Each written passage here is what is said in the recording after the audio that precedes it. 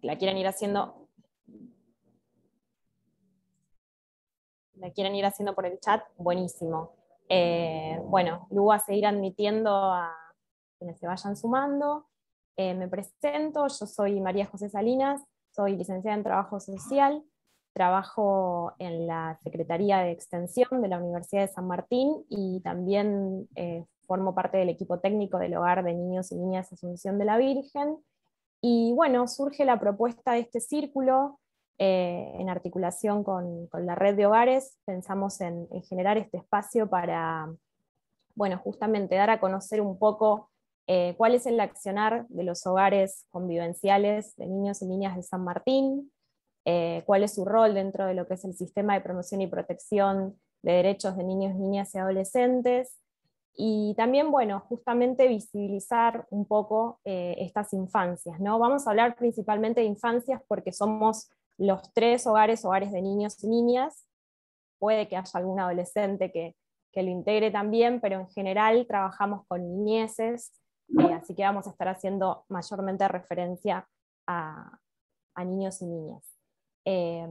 Así que bueno, la idea es poder, obviamente, como decía Lu, charlar. Este es un espacio horizontal, así que les vamos a proponer esto, que en la medida que vayan teniendo alguna duda, consulta, o lo que quieran comentar, lo vayan haciendo por el chat, y una vez que los expositores de hoy terminen, abrimos ese espacio, vamos leyendo las dudas, las consultas, y vamos intercambiando. Antes de darle la palabra a los hogares para que se presenten y presenten a su institución, voy a presentar a la invitada del día de hoy. Ella es Karina Valenzuela, es abogada, es la coordinadora del Servicio Zonal de Promoción y Protección Integral de Derechos de San Martín. Y también nos acompaña Alberto Palacio, abogado, integrante del, lo voy a leer así no lo digo mal, del Comité para la Defensa por la Salud, la Ética y los Derechos Humanos, integrante también del Movimiento Defensa de Niños y Niñas Internacional, sede Argentina, vicerrector de la Escuela Secundaria Técnica de la UBA y fundador del Hogar de Niños y Niñas Asunción de la Virgen. Así que, bueno, esa es la presentación formal de cada uno. Ahora sí, le paso la palabra en este orden, así no nos pisamos. Ángel, después Marta y después Ana, así se van presentando. Bueno, buenas tardes, soy Ángel Salinas, el presidente de la Asociación Civil Asunción de la Virgen, que es el Hogar de Niños Asunción de la Virgen. Un hogar que hace 25 años que nació.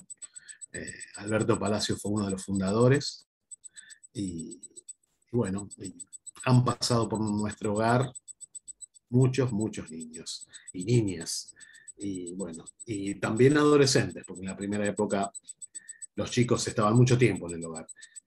Así que bueno, muy felices de hacer esta tarea para proteger, reparar y devolver derechos a los niños, niñas de San Martín y de otros distritos también, ¿no? Bueno. Bueno, buenas tardes. Mi nombre es Marta Frontini. Soy del Hogar Mama.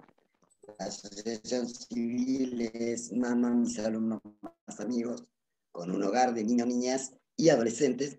Anteriormente, inclusive todos adolescentes, ahora tenemos una. Y además un centro de día, donde se trabaja con las familias. La verdad que tenemos casi 40 años de trabajo con hogar, y me parece muy interesante este espacio para visualizar el trabajo de los hogares de niños, niñas y adolescentes, las medidas de abrigo, los derechos de estos niños, niñas y adolescentes, y que todos podamos participar de forma común y articulada. Es muy necesario para nosotros poder contar con el apoyo comunitario, pero para eso, comunidad o estudiantes, necesitamos que nos conozcan y que sepan qué es lo que hacemos. Ana. ¿Qué tal? ¿Cómo les va? Bueno, mi nombre es Ana Álvarez, Yo soy directora actualmente del Hogar de Niños María Luisa.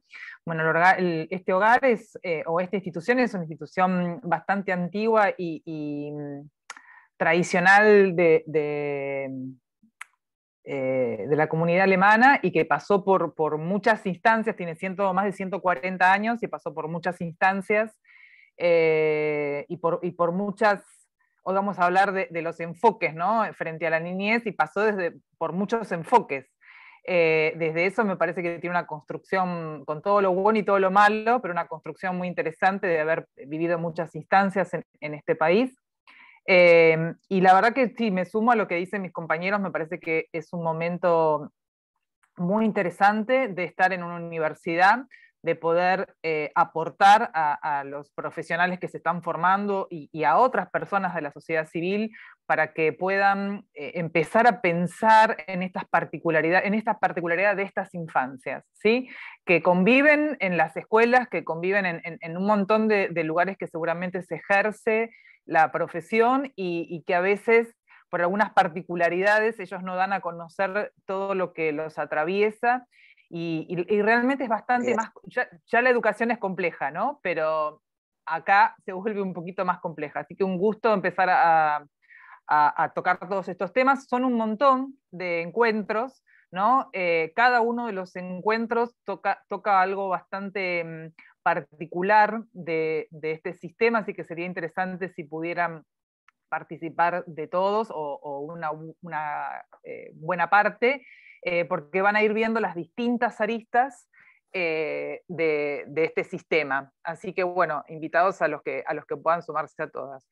Y bueno, ya le paso entonces el momento a Karina, para Karina Valenzuela, para que comience su exposición. Hola, hola, ¿me escuchan?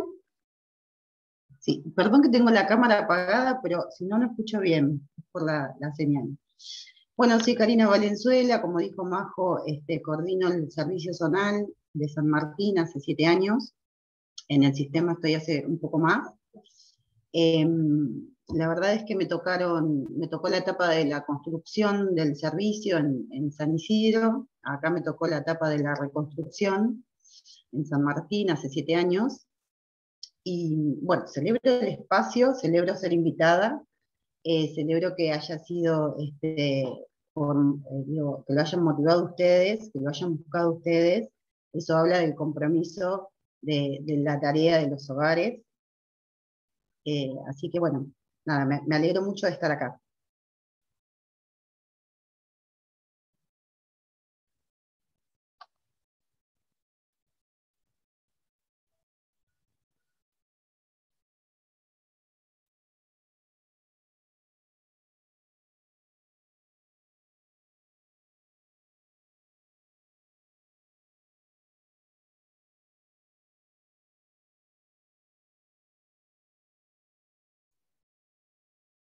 Hay un problema con el audio, ¿no?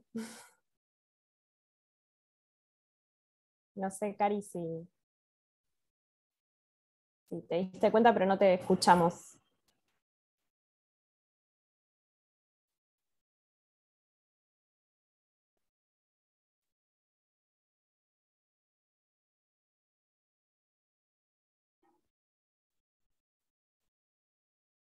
No, bueno, vamos así no, hasta que Cari pueda por ahí recuperar un poco de conexión, te damos la palabra, Alberto, y tal vez, bueno, Cari pueda volver, no sé si...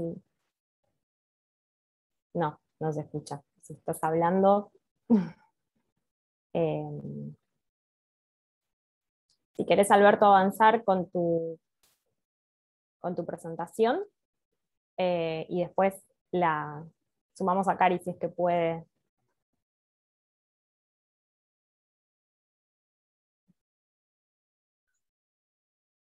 Hola.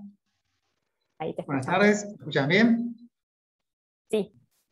Bueno, muy buenas tardes a todos, a todas y a todes.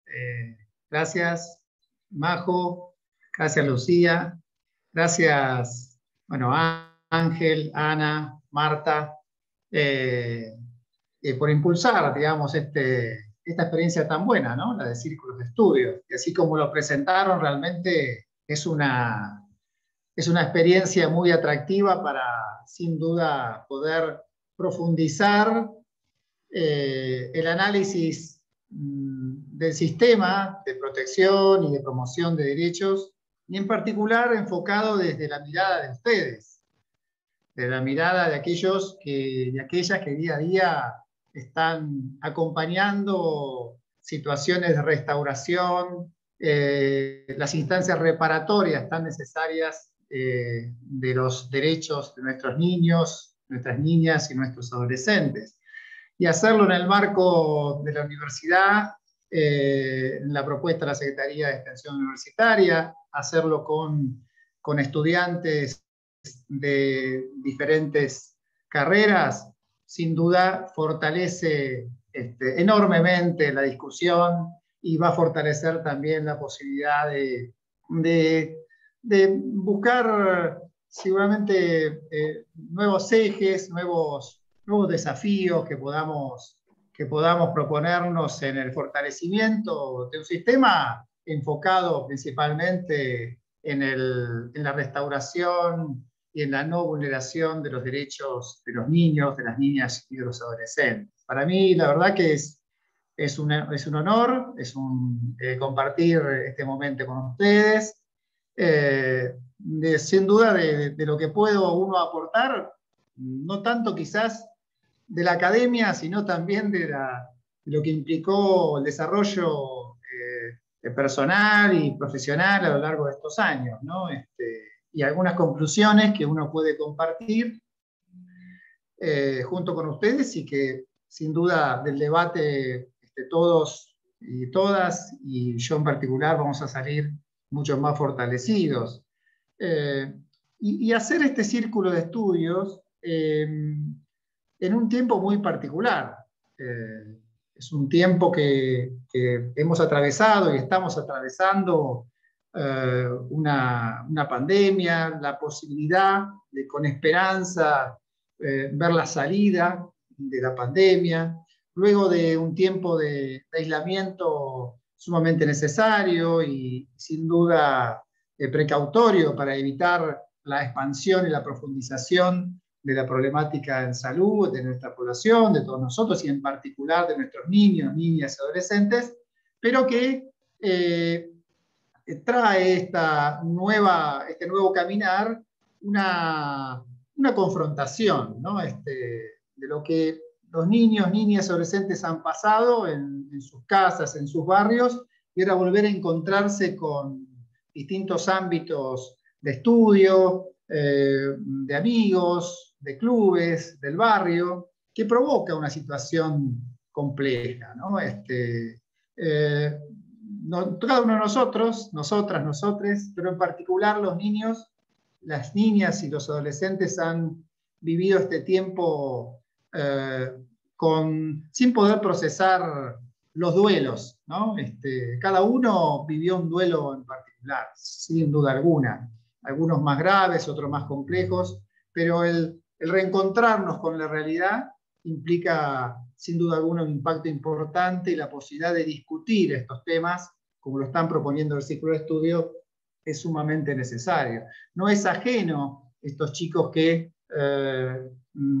desaparecen de sus casas unos días y por suerte han sido reencontrados por sus familias o por el sistema que fue rápidamente en su búsqueda, pero estas situaciones que no aparecen en los medios se repiten sin duda en nuestros barrios y en muchas escuelas y en muchos espacios. Así que felicitarlos nuevamente, y lo que voy a tratar de compartir es algunos temas que tienen que ver con la experiencia recogida, con trabajos compartidos con algunos de ustedes que están hoy han sido invitados y están participando de este círculo de estudio, y ponerme a disposición sobre todo para algunas situaciones, dudas y proyectos que ustedes quieran disponer. En realidad me pidieron, la propuesta es referirnos al marco normativo de protección y promoción y protección de derechos de los niños, niñas y adolescentes, vigente en nuestro país, y en particular en la provincia de Buenos Aires, que sin duda trae como propuesta un complejo andamiaje institucional, con la creación del sistema de promoción y protección de derechos de los niños, niñas y adolescentes.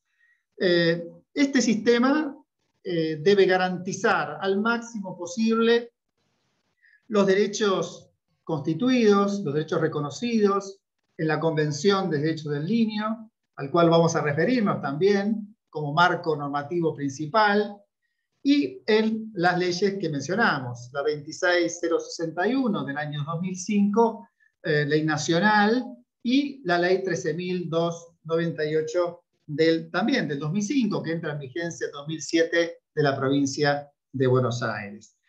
Estas dos normas vienen a adecuar la normativa nacional a la Convención sobre Derechos del Niño, que fue aprobada por nuestro país en 1990 a través de una ley, y que posteriormente, en el año 1994, se le dio jerarquía constitucional. Esto es un tema muy importante para tener en cuenta.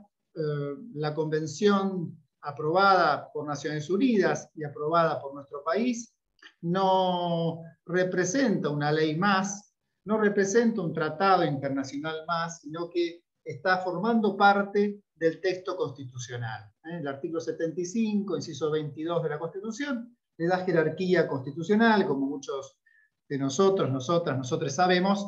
En nuestra Constitución, en la reforma, se incorporaron 10 tratados internacionales de derechos humanos, entre ellos la Convención de Derechos del Niño. Entonces, nuestro país tenía el compromiso, ya en 1990, de modificar las leyes internas de protección y promoción de derechos para adecuarlas a la Convención Internacional, que establece un paradigma absolutamente distinto al vigente en ese momento en nuestro país en cuanto a sistema de acompañamiento, de protección de la niñez en general. Era dejar el sistema del patronato, el sistema que reconocía una situación irregular del niño, niña y adolescente, que en caso de abandono, en caso de peligro moral o material, el Estado abordaba esa situación tomando al niño como un objeto y judicializando la totalidad de las intervenciones. No era todo el Estado el que iba a acompañar el proceso de restauración de derechos, sino que en realidad era el Poder Judicial el que, judicializando las diferentes acciones, iba a intervenir. Esta norma, que duró durante todo el siglo XX en nuestro país, llamada Ley Agote, Ley 10.903, es la que, en definitiva, inspiró el actuar, desarrolló un poco las acciones que en distintos ámbitos vinculados a la niñez iban adoptándose, y también de alguna forma nos formó a muchos de los que interactuamos y estudiamos en la década del 80, en la década del 90 también, en nuestro país, en los temas vinculados a niñez. Hoy, en general, tiene algunos, sin duda alguna, en algunos ámbitos de nuestras instituciones, en particular en ámbitos del Poder Judicial, en algunos ámbitos del Estado, algunos resabios han quedado sin duda, quizás inconscientemente impulsados por una formación, digamos, de los operadores del sistema, que fuimos formados en realidad en esa vieja normativa. Hoy podríamos sí decir vieja normativa. Si tenemos la oportunidad de ver los artículos de la vieja ley Agote, vamos a ver que en cada uno de los artículos hay una intervención muy fuerte del juez.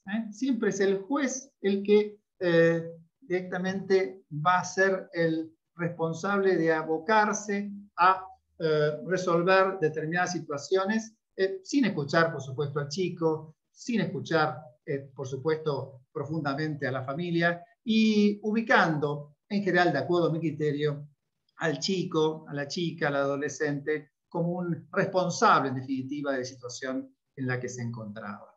La situación, inclusive, no solamente las situaciones estrictamente de vulneración o abandono material se veían expresamente la norma o moral, sino que situaciones que hoy aparecen como quizás no absolutamente incoherentes incorporarlas en la norma, como por ejemplo quedaba absolutamente a discrecionalidad del Poder Judicial determinar si estaba en una situación irregular el niño, la niña adolescente, por el hecho de concurrir a determinado lugar, por el hecho de repartir, así lo dice la norma, vender periódicos en la vía pública, e implicaba directamente un abordaje del chico y directamente recurrir a su institucionalización. Esa situación, como decía anteriormente, a partir de la Convención de Derechos del Niño, hay un cambio absoluto de paradigma y vamos a pasar de la situación tutelar a una situación de protección integral del niño, de la niña, del adolescente, donde pasa a ser sujeto de derechos, y el Estado garante de la restitución de los derechos vulnerados. ¿Vamos bien? No sé si los estoy cansando, es decir, por ahí fui yendo y viniendo con algunos puntos. Cuando ustedes quieren me cortan y me preguntan, me interrumpen, pero espero que la virtualidad también es compleja, ¿no? Pero espero que hacerlo lo más dinámico posible. Vamos bien, vamos bien. ¿Vamos bien? Vamos bien. Bueno, decíamos que la convención, la que toca es mi mamá, pero no le voy a abrir. Decíamos que la Convención de Derechos del Niño entonces establece una serie de principios centrales, un cambio de paradigma, entonces, donde los niños pasan a ser sujetos de derechos y donde fuertemente se ubica, se coloca el derecho del niño a ser escuchado y que su palabra sea tenida en cuenta a lo largo de todo proceso, ya sea administrativo, judicial, como en forma prioritaria, en el marco de un concepto establecido, de una premisa, de un eje establecido en el artículo 3º, que es el principio del interés superior del niño. En caso de decisiones administrativas, judiciales, en caso de decisiones que una institución pública, institución del Estado, un organismo del Estado, o inclusive una organización privada debe tomar en relación al niño, siempre debe priorizarse el interés superior del niño. La Convención no fija una definición estricta de lo que es interés superior del niño. Esto llevó a partir de la sanción de la Convención de reconocimiento constitucional a un gran debate y discusión en ámbitos de la doctrina y en particularmente también de la jurisprudencia. Los jueces fueron también interpretando, tratando de, en cada caso concreto, determinar cuál era el alcance de este principio.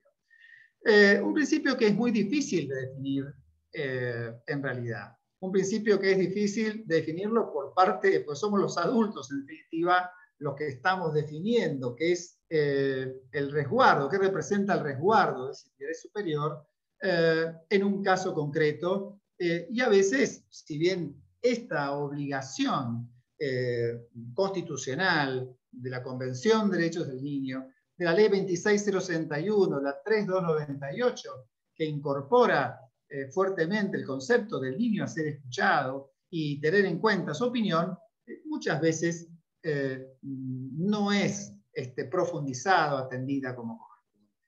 Inclusive en la confrontación de este debate, quizás ustedes lo han vivido en alguna oportunidad, donde quizás un órgano administrativo, un órgano judicial, determina determinados conceptos con respecto al interés de qué es el interés superior del niño en un caso concreto, a veces confronta con organizaciones, con los hogares, con instituciones que acompañan la restauración, el restablecimiento, las instancias reparatorias de los derechos del niño, niña y adolescente, y no estamos totalmente de acuerdo con la decisión tomada.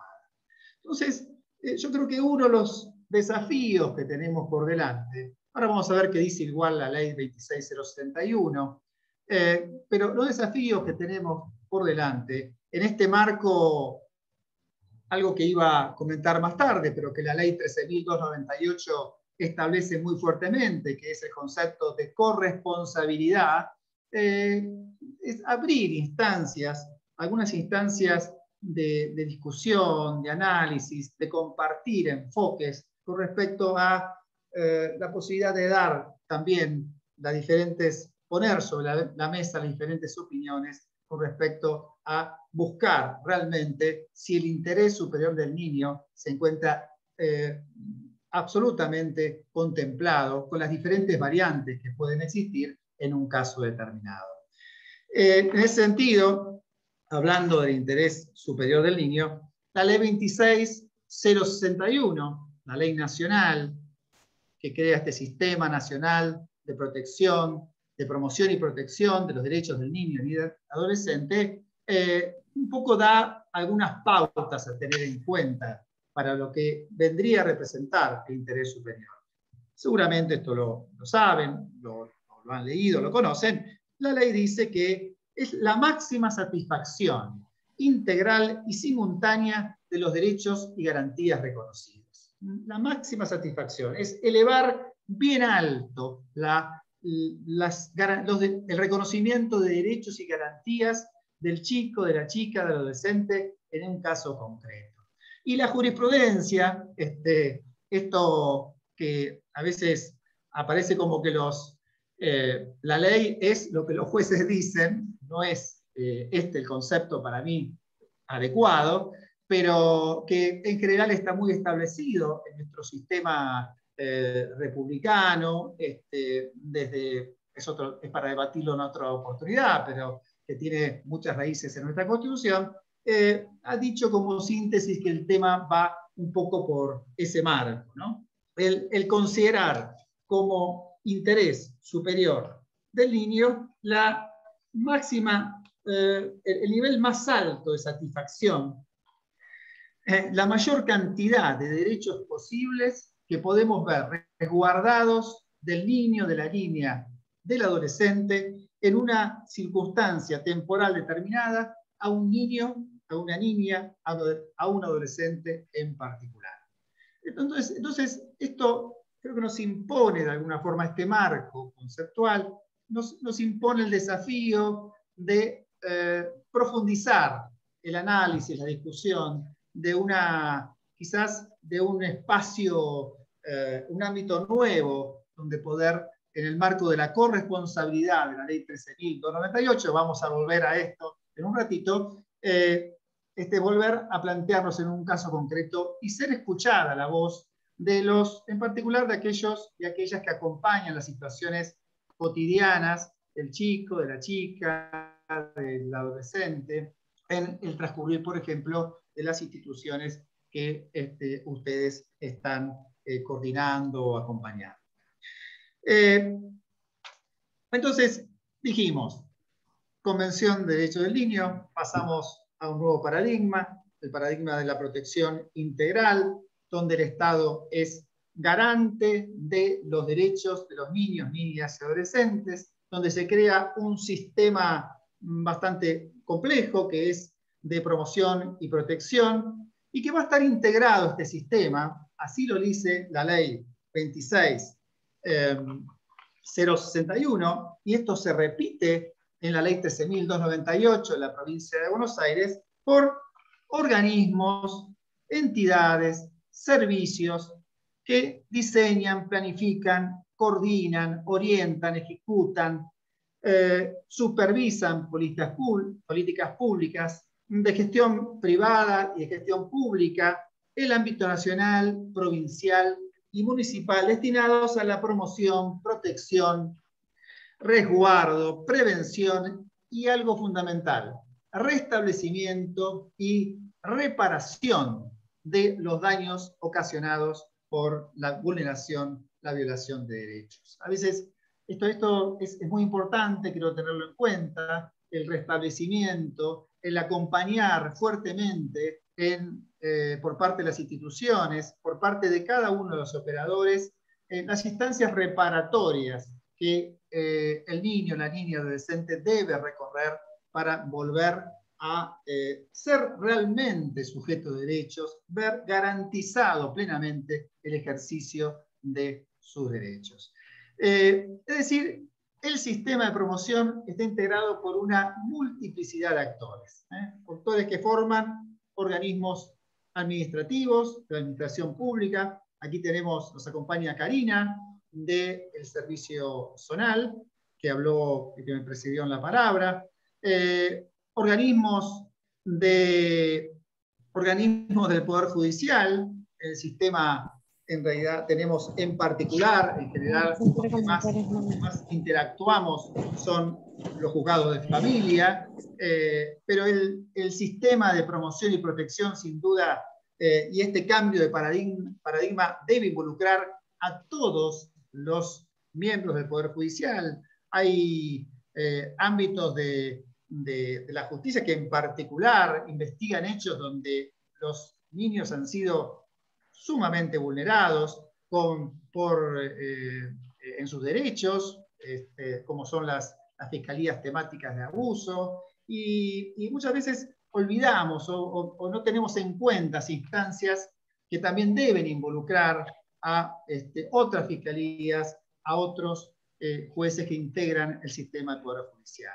El sistema educativo, el sistema de salud, los municipios, integran todas las provincias, integran todos el sistema de protección y de promoción de derechos del niño, niña y adolescente. Es un fuerte mensaje que todo el Estado se propone, se obliga a garantizar plenamente los derechos de los niños, de las niñas y de los adolescentes.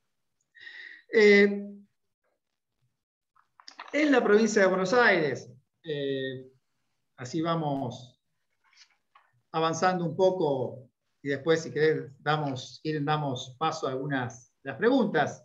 En esto, sin duda, Karina, que me presenta la palabra, también maneja muy bien todo lo que es el sistema y seguramente puede ampliar por su experiencia y su trabajo cotidiano. En 2005, como sabemos, se sanciona la ley 13.298.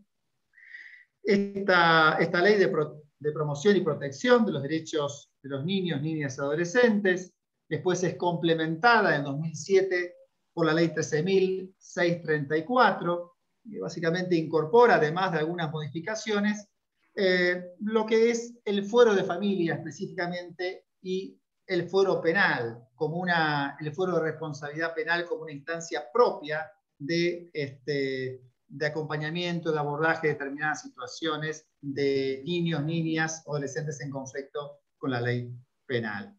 Y en el 2007, a partir del acuerdo político, institucional, en la Cámara de Diputados, senadores, de la aprobación de esta ley, se entra en vigencia la ley de 13.298. dos principios fundamentales, algunos ya los mencionamos. Uno es la integralidad. El objeto de la ley es la promoción y protección integral de los derechos de los niños, niñas, adolescentes, garantizando el ejercicio y desarrollo pleno efectivo y permanente de cada uno de sus derechos y reconocidas y garantías reconocidos en los ordenamientos legales, en particular en la Constitución y en la Convención de Derechos del Niño. La política respecto de la niñez tiene como objetivo principal su contención en el núcleo familiar. Este también es un tema central que el nuevo paradigma incorpora en la norma nacional 26061, que la Convención ya traía fuertemente, la importancia de la contención en núcleos familiares de los niños, de las niñas, de los adolescentes, a través de planes, programas de prevención y asistencia y su inserción social. Incorpora el concepto, en el artículo 4 también, esta ley provincial del interés superior del niño, repitiendo la definición que la ley 26061 también establece.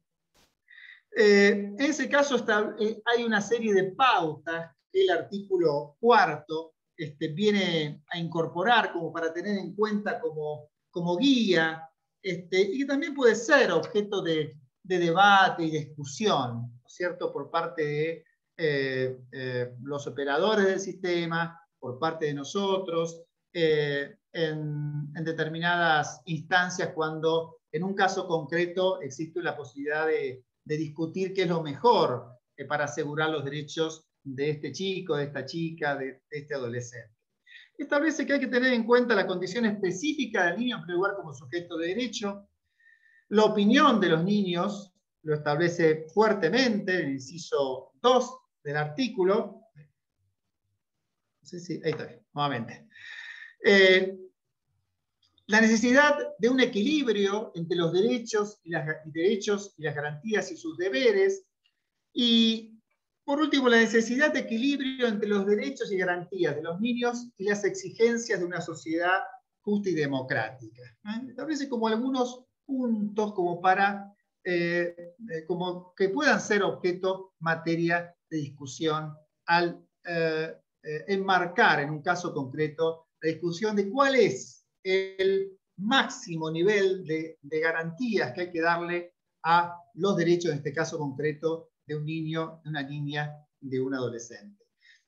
Sugiero también, además de la ley, que es material de estudio, la 26061 y la 13298, remitirnos, poder ver también el decreto reglamentario, el decreto reglamentario 300, decreto reglamentario número 300 del año 2005, que es reglamentario de la ley 13298 y que establece en forma específica algunos alcances vinculados y profundiza en algunos puntos lo que la ley en general viene a establecer.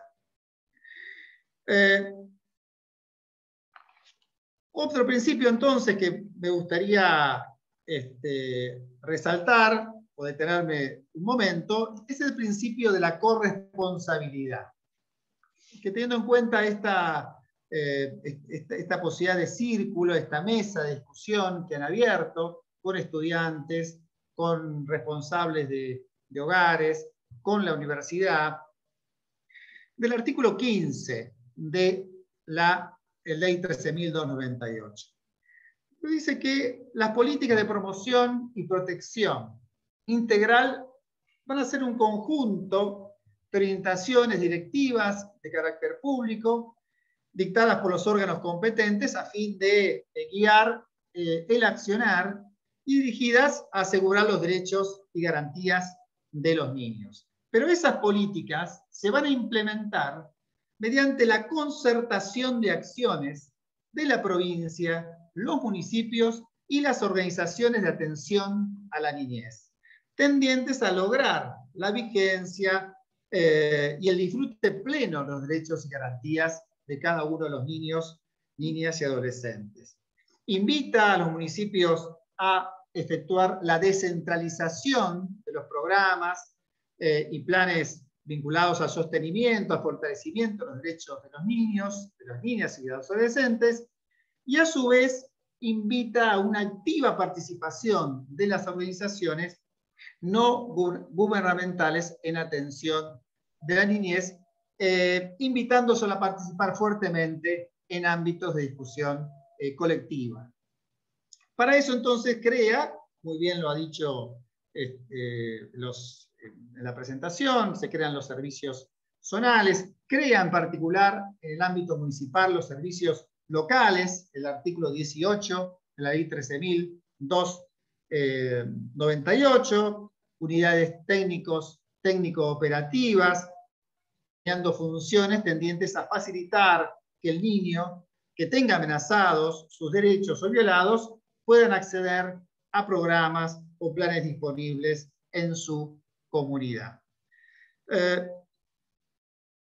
Se buscando siempre alternativas para evitar, nuevamente remitiéndonos a lo que dijimos hace unos momentos, a evitar la separación del niño, de la niña, del adolescente de su familia. Las funciones del servicio local están en el artículo 19, recibir denuncias, ejecutar programas, como dije recién, propiciar y ejecutar alternativas a la separación del niño, de la niña, del adolescente y, excepcionalmente, llevar adelante medidas de protección que están establecidas, como seguramente ustedes bien lo saben, en el artículo 32 de la ley 13.298, ante una amenaza o violación a derechos o garantías con el objeto de restituirlos y preservar el ejercicio pleno de esos derechos. Medidas de protección que son temporales, medidas de protección que igualmente deben tener como horizonte el mismo objetivo que el sistema de promoción y protección de derechos en general establece, que es la revinculación, el sostenimiento, la regulación familiar o el sostenimiento de la vida familiar del niño, de la niña o del adolescente. Bueno, esto es un marco muy general. No sé si quieren hacer una pregunta, cómo estamos, si seguimos dando algunos conceptos. Abro, si quieren, les parece un poquito abrimos el micrófono, ustedes dirán cómo vamos. Sí, gracias, Alberto. Si querés, creo que Cari pudo también solucionar su problema con el audio, si por ahí podemos... Ahí creo que estoy, ¿no? Ahí está, sí. Ah. Perfecto. Bueno, la verdad es que no salió tan mal, porque el doctor Palacios brindó el marco teórico, así que me voy a inclinar por la práctica. Bueno, ustedes saben que la ley 13.298, el órgano de aplicación en provincia, es el organismo provincial de niñez y adolescencia. En su momento fuimos secretaría, fuimos subsecretaría, bueno, terminamos siendo un organismo dentro del Ministerio de Desarrollo Social.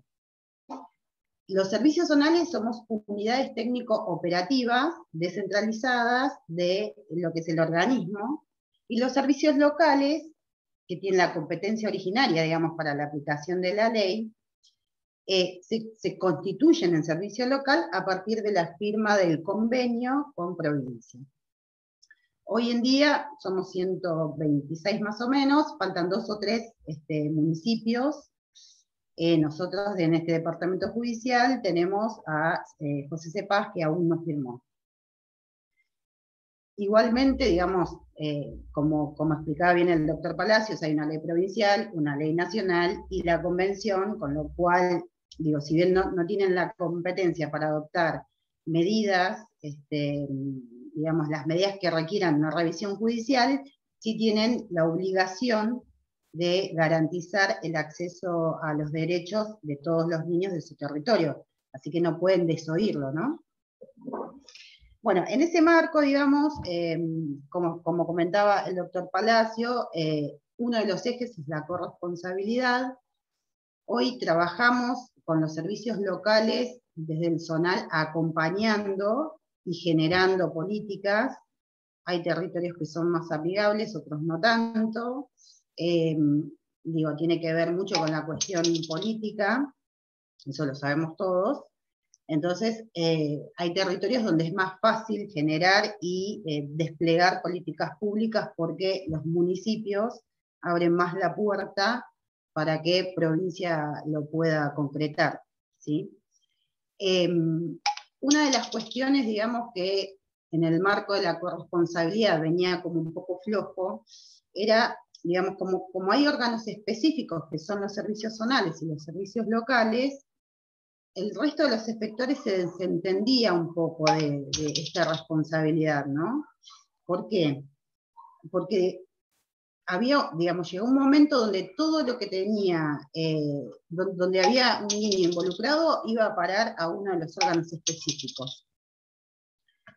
Permítanme que voy a bajar el volumen del celular porque no me está... Ahí está. Bueno. Eso generaba, digamos, que los servicios con especificidad no pudiéramos abordar todas las cuestiones y el resto de los efectores se desentendieran. Hoy hay una apertura bastante importante porque cada uno de los ministerios está generando las áreas de niñez y adolescencia, que si bien están conformándose aún, nos permite a nosotros empezar a articular con el resto de los ministerios para que todo el Estado garantice el acceso a los derechos, ¿no? Y no seamos solamente los órganos con especificidad los que tengamos que facilitar el acceso. Los servicios locales, digamos, las competencias, como decía el doctor, están establecidas en la ley, y, digamos, cada uno con los recursos que recibe del Fondo de Fortalecimiento genera políticas públicas que no, digamos, no todos utilizan solo ese fondo, ¿no? La mayoría, además, agrega fondos municipales. Pero hay una gran variedad también en la provincia respecto a esto, con lo cual las políticas públicas dependen de lo que genere el municipio. Desde provincia generan algunas, la mayoría son con convenios, programas, por ejemplo, como el PAE, que es un programa de autonomía y egreso de instituciones, lo convenia con los municipios, Infancia sin Violencia, bueno, hay varios operadores de calle, son programas de provincia que se bajan al municipio a través de un convenio. En la mayoría, el municipio, además, pone recursos propios, ¿no? Para que se entienda.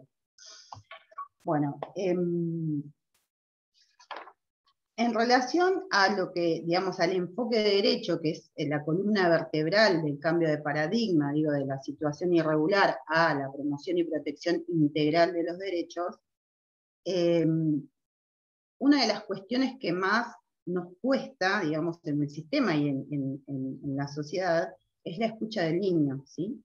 Porque seguimos con una mirada adultocentrista, seguimos pensando que nosotros como adultos sabemos qué es lo mejor para el niño. Entonces, digamos, con el correr de los años, si bien se va intentando modificar, todavía cuesta bastante la escucha del niño, porque, digo, me parece que lo que no se entiende por ahí todavía es que el niño es sujeto de derecho, tiene todos los derechos humanos, y además una protección especial del Estado por su condición de persona en desarrollo, ¿sí? Se ve mucho esto con el abogado del niño, se está viendo mucho ahora, porque el abogado del niño por lo general adhiere a la propuesta del resto de los efectores, ya sea el local, el zonal, y muy rara vez escucha al niño. y presenta, digamos, representa el interés del niño en una causa, ¿sí? Bueno, como saben, todas las medidas que establece la ley hasta el inciso L, las desarrolla y las proyecta el servicio local. El inciso L establece la medida última ratio, que es la medida de separar al niño de su familia. Esa medida requiere una revisión judicial y, digamos, es una medida que además digamos, de establecer, la programa el servicio local, la presenta, la revisa el servicio zonal, la revisa el Poder Judicial, y el Poder Judicial es el que le da la legalidad o no. Al ser una medida tan grave, digamos, porque es digamos, una vulneración de derechos, porque el niño tiene derecho a vivir y desarrollarse en su familia, requiere esta revisión judicial. En esa intervención también, también interviene la asesora, se le da vista a la asesora de incapaces, justamente porque es una medida muy grave. Y en esto que explicaba el doctor Palacio, de ponderar el interés superior del niño, es ponderar derechos. En este caso ponderamos que la separación del niño de su familia es menos grave que la vulneración de derechos que él está sufriendo en su familia, ¿sí? De origen. Bueno, después hablamos, digo, los otros principios, el de la integralidad y no discriminación. La integralidad tiene que ver con un abordaje integral en la situación del niño y de su familia. Bueno, la no discriminación está más que claro. El principio de efectividad, digo, que la respuesta del Estado sea efectiva al acceso al derecho al niño. El principio de prioridad, que está establecido también en la ley, que tiene que ver con que los recursos del Estado tienen que ser prioritarios para los niños, niñas y adolescentes, ¿no? Siempre se entiende así.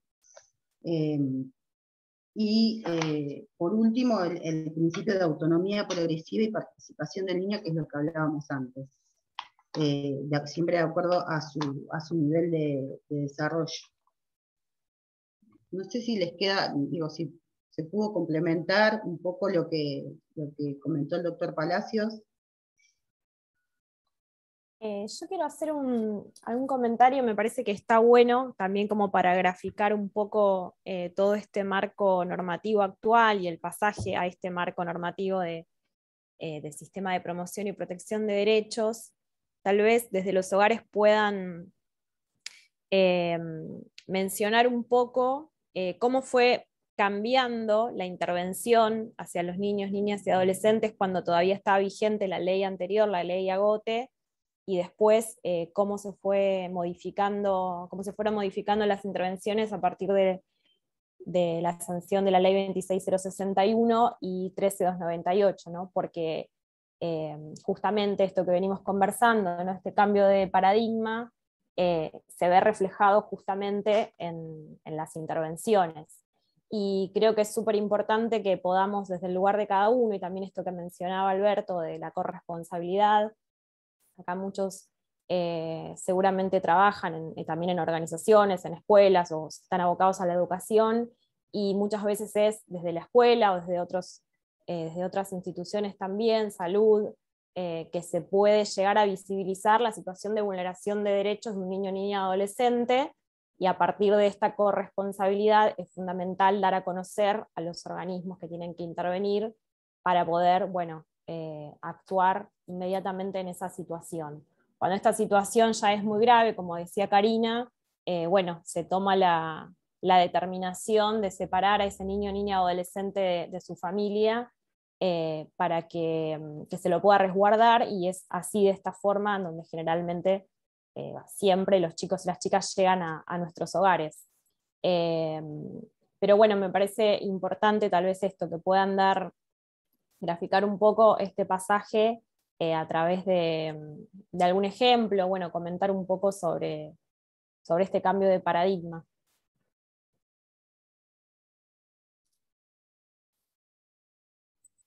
Bueno, sí, la verdad que todo el encuadre teórico que hicieron el doctor Palacio y la doctora Valenzuela es totalmente así como funciona el sistema, traducido a la práctica para los estudiantes, ¿no es cierto?, que están participando en este círculo de estudios. Podemos decir que desde nuestro punto de vista, desde el hogar, lo que nosotros vemos es, o que le podemos decir, o que les puede llamar, les puede interesar es cómo llega un niño a un hogar de niños, ¿no?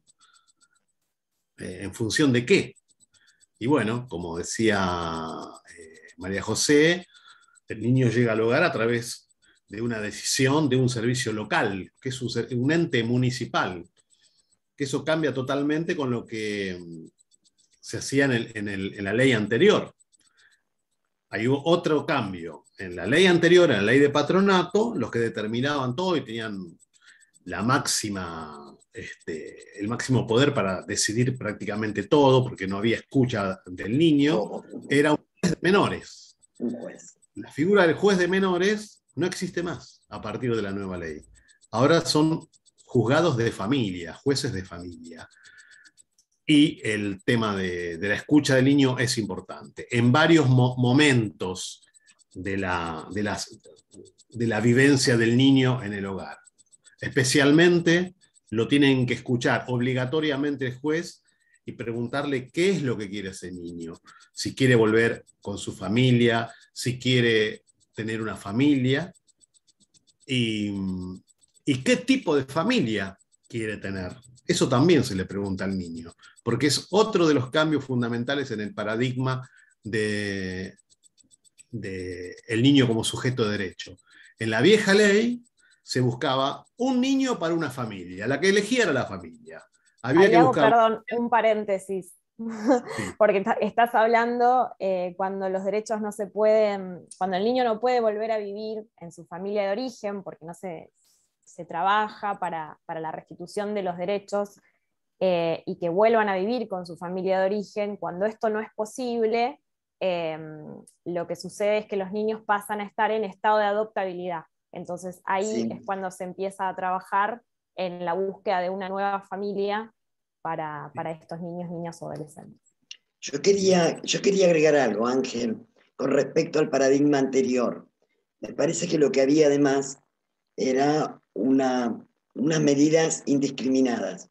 Tenían mucho más que ver a veces con situaciones económicas que realmente de vulnerabilidad de derechos, donde no solo no se escuchaba al niño, sino, como dijo el doctor, tampoco se escuchaba a la familia, ni se buscaban otro tipo de posibilidades de revinculación y de rearmado de esa familia.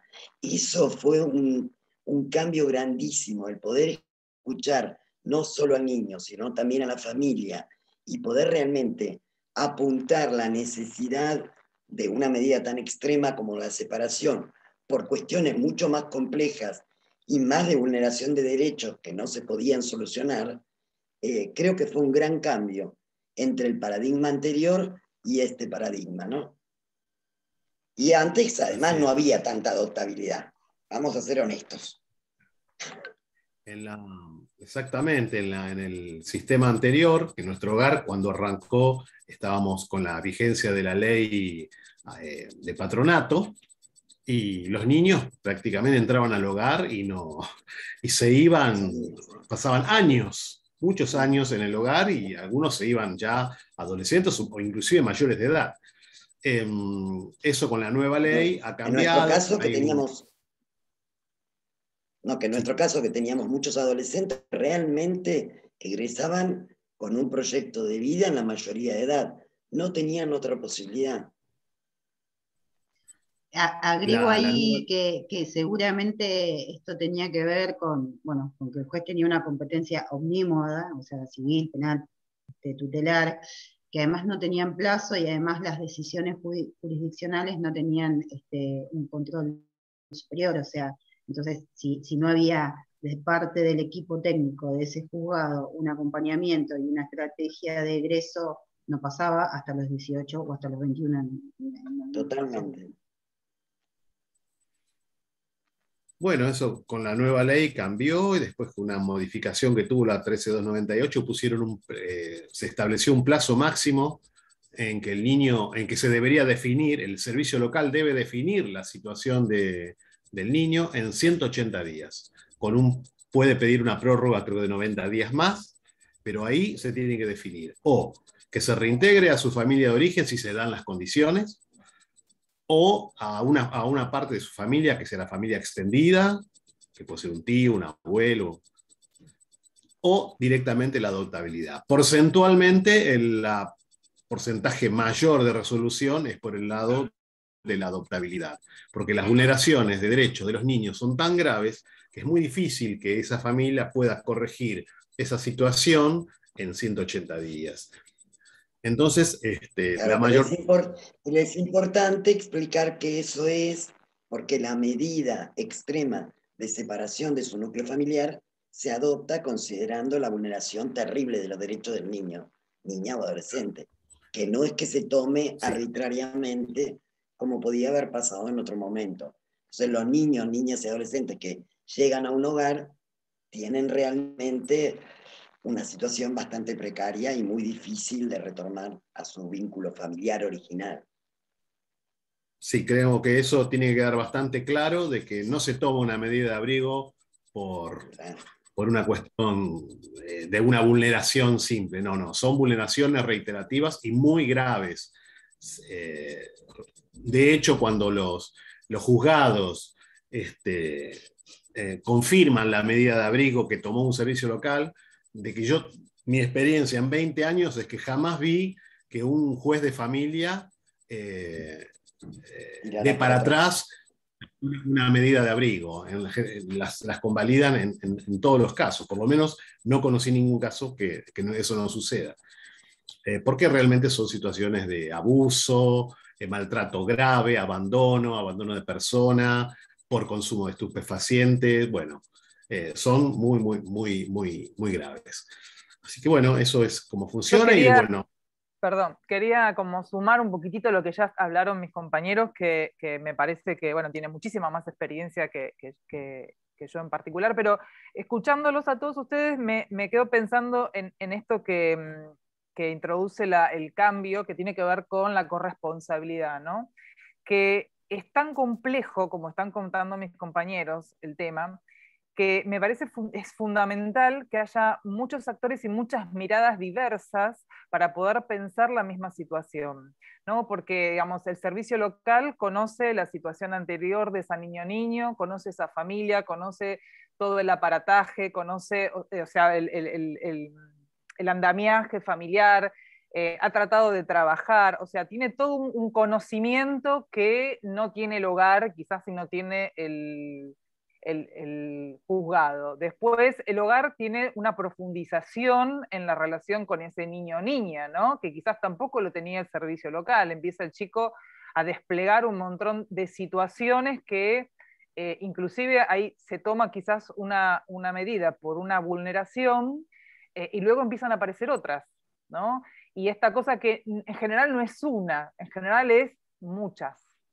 Entonces, ahí es donde esta cuestión de poder trabajar como sistema y poder entre todos poder pensar esta misma situación, y por ahí también vi gente de los juzgados, ¿no? Participando hoy, y gente de los servicios locales en los cuales estamos permanentemente trabajando y aportando, son varias miradas para pensar el mismo tema, para poder encontrar la mejor solución. Y la otra, que también me parece que nos compromete, y ahí nos compromete a todos como sociedad, es el tema de la inclusión, que también parece que, ¿no, Karina? Es verdad, parece que todos entendemos cuando hablamos de inclusión, pero la verdad es que para poder reparar, ¿no? Para poder reparar y poder ser efectivos en esta reparación, realmente nos encontramos ante los hogares y todos los que estamos trabajando en este ecosistema ante un desafío muy importante y muy difícil, porque, por ejemplo, acá hay muchas personas que son de psicopedagogía, es bastante complejo abordar la cuestión del aprendizaje, es bastante complejo el abordar la situación de salud. Y no estamos hablando o sea, es el vulnerado del más vulnerado, ¿no? Es quizás no podemos tener ni siquiera, o sea, no tenemos un documento, no tenemos una partida de nacimiento y no sabemos muy bien qué día nació tampoco. Entonces, la verdad que es a todos, ¿no? Esta es un poco también la idea, invitarnos a todos a poder profundizar y cada uno hacer desde su lugar y desde su profesión estas profundizaciones para poder trabajar desde una escuela, desde un consultorio, ¿no? Desde los mismos hogares, acercarse a los hogares, como para poder pensar todos juntos y trabajar todos juntos por esta restitución de derechos. Bueno, esto era lo que quería como sumar esta invitación a la corresponsabilidad, ¿no? A los ciudadanos también, ¿no? No solamente a las asociaciones civiles, sino también al ciudadano también y a todos los profesionales a poder pensar seriamente en este tema. Buenísimo. Ana, gracias. Hay una consulta acá en el chat de Luciana. Sí, la voy a leer. Lo veo a Diego Barón, creo que él puede ser quien le responda. Dice Luciana, en cuanto al acompañamiento que se hace a la familia del niño o niña luego de la decisión de separación de la familia, ¿quién lleva a cabo ese seguimiento del familiar adulto? Y después pregunta, y en cuanto al presupuesto de la Ley de Protección de Derechos, ¿tiene delimitado la partida presupuestaria? Y de no ser así, esto no va en detrimento de la misma. Pero bueno, creo que la primera, Diego, que es coordinador del servicio. Bueno, preséntate vos, Diego. ¿Qué tal? ¿Cómo les va a todos? Buenas tardes. Sí, yo soy coordinador del servicio local de Villa Zagala, San Martín. Sí, yo leí la pregunta. Efectivamente, como se explicaba anteriormente, cuando el servicio local, quien toma como medida y de última ratio la decisión de adoptar una medida de protección especial y separar, por lo menos en principio, la idea es momentáneamente al niño de su familia de origen, lo hace luego de una profunda evaluación y tratando de que esa instancia no suceda, pero sin embargo, como explicaba Ángel anteriormente, cuando existen motivos extremadamente complicados y de vulneración muy grave y las estrategias que se intentaron no han dado resultado o eventualmente ante una situación de real peligro o de inminente, ante un recorte situacional de urgencia, el servicio local toma la medida de protección especial y aparta al niño de su entorno familiar o de origen.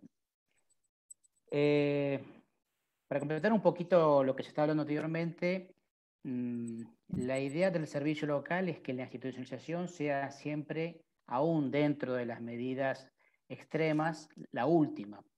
Si existen referentes afectivos o familiares que puedan desplegar el cuidado del niño mientras el servicio local trabaja con la familia para que se revierta la situación y el chico pueda ser restituido a su familia de origen, el referente familiar o el referente afectivo va a tener siempre prioridad para que el niño viva con estas personas que conocen.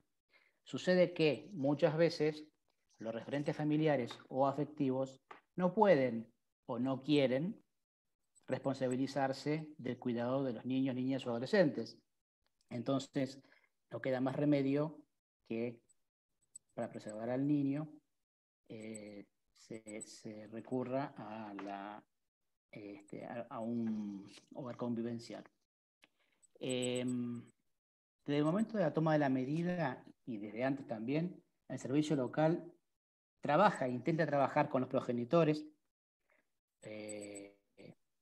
y con la familia ampliada o con la familia que tenga el chico, porque a veces hay situaciones que se dan en donde el chico ya estaba con una situación de digamos, de papá y mamá que habían fallecido y estaban al cuidado de una abuela, y esa misma abuela puede ser quien vulnere su derecho, ¿verdad?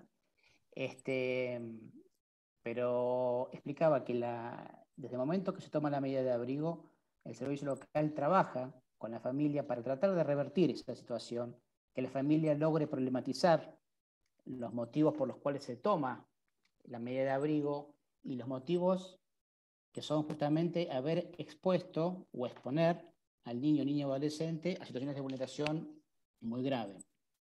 El trabajo del seguimiento y acompañamiento de la familia a través de orientaciones, a veces derivación a otros organismos efectores que pueden colaborar en que ese padre o esa madre se fortalezca y logre revertir la situación, lo hace el servicio local.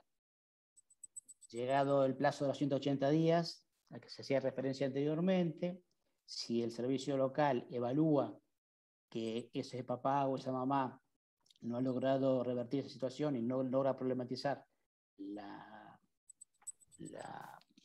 vulneración a la que fue sometido el menor de edad, entonces el servicio local emite un dictamen en donde establece si el niño está en institución y no tiene otra familia, una solicitud de adoptabilidad. Y si el niño se encuentra en medida de abrigo con un referente familiar o un referente comunitario y el servicio local los considera aptos para continuar con el cuidado del niño o adolescente, le requiere al juez el pedido de guarda, familia o guarda por referente. Pero el seguimiento y el trabajo con la familia lo hace o lo continúa, si lo había empezado de antes de tomar la medida, el servicio local. Hay que tener presente que a veces el servicio local empieza a trabajar con la familia durante un tiempo, a raíz de una denuncia, de una situación que llega a su conocimiento por la vía que sea, y bueno, básicamente se llega a una instancia en donde el trabajo que se hizo hasta ese momento no ha dado resultado en cuanto a que los papás no han podido problematizar la situación. Entonces ahí también se puede ser una circunstancia que se tome la medida de abrigo. Espero haber respondido la inquietud. Gracias.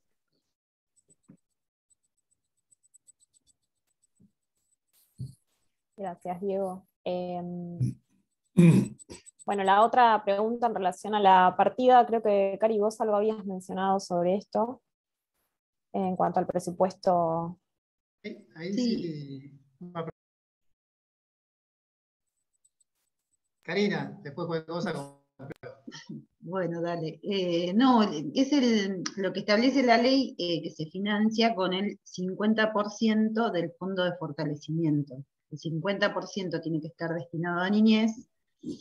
El problema que tenemos hoy es que los indicadores para establecer ese fondo de fortalecimiento, que es un fondo que gira provincia a cada uno de los municipios, es muy antiguo y no está basado en muchos parámetros que tengan que ver con la niñez. Entonces, tenemos, digamos, y además de eso, niñez es muy amplio. Cuando hablamos de niñez, estamos hablando de una plaza, estamos hablando de un servicio local, estamos hablando, entonces, lo que se viene planteando es primero actualizar los indicadores y segundo, digamos, que se incluyan mucho más indicadores que tengan que ver con la promoción y la protección directamente como para poder destinarlo directamente.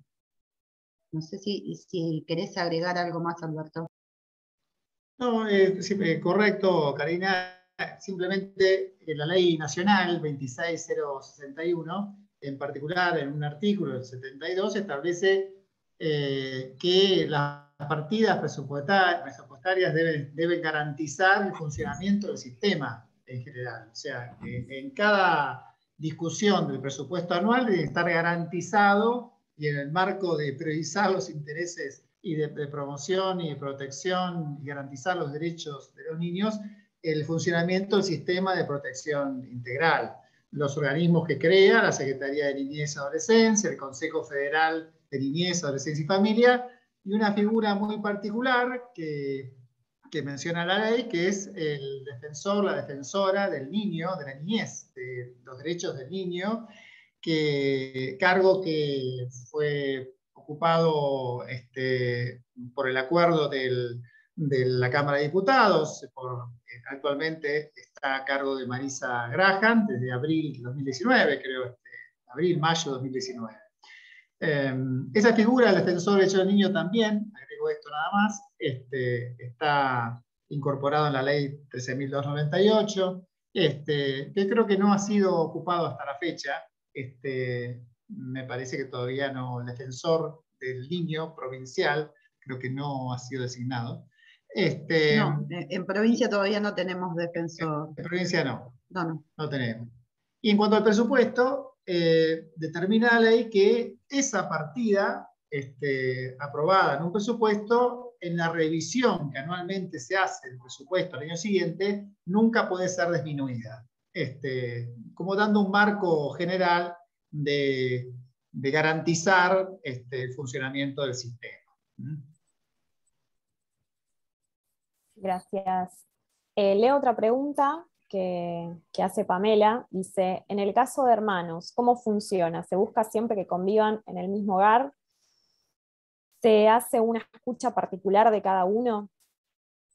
Bueno, Cari puede explicar un poco mejor ahí cómo se asignan las vacantes. Sí podemos decir que, bueno, desde los hogares, si no pueden permanecer juntos en el mismo hogar, sí buscamos que sigan en vinculación, que se visiten, que hablen por teléfono, y en la medida que se pueda, sí, que bueno, que estén en el mismo hogar. Sí, aprovecho para mencionarles que la administración de vacantes y la supervisión institucional está a cargo del servicio zonal de cada territorio.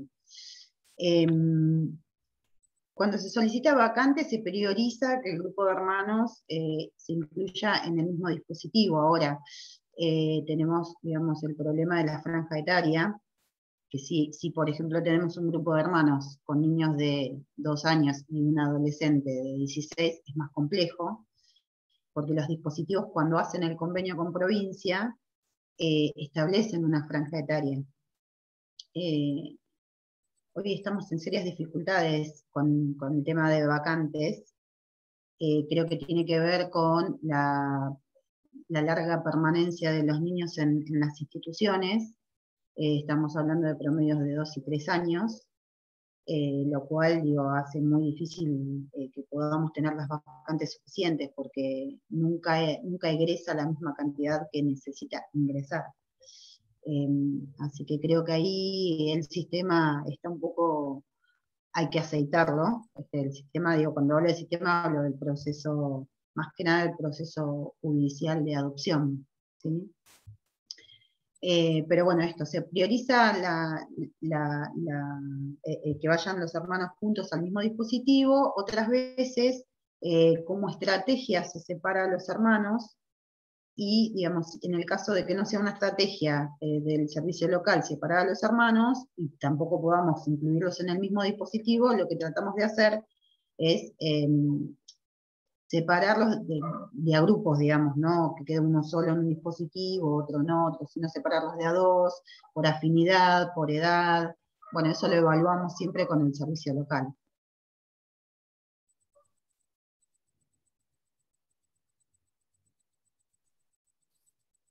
Gracias, Cari. Si hay alguna otra pregunta o comentario que quieran hacer.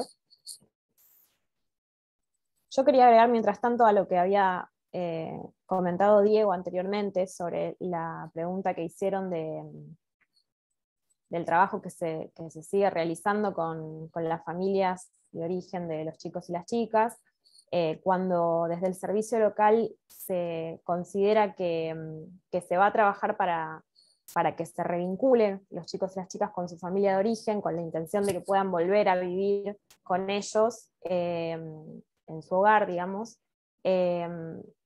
recibimos en el hogar a los progenitores en general, progenitores o abuelos o abuelas, ¿no? Familiares con quienes se van a revincular, y trabajamos también en ese proceso. No es que solo desde los hogares trabajamos cuando los chicos y las chicas se vinculan con posibles adoptantes, que en general sí, mayormente los chicos y las chicas egresan del hogar con familias adoptivas, pero también es importante mencionar esto, que se hace un trabajo de articulación con los servicios locales en base a esto también, ¿no? A poder restituir el derecho de que puedan, cuando estén dadas las condiciones, volver a vivir con su familia de origen.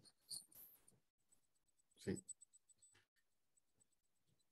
En estos últimos años, porcentualmente, en los últimos 10 años, que hayan vuelto a vivir con su familia biológica o sus padres biológicos, hemos tenido 2 casos nada más.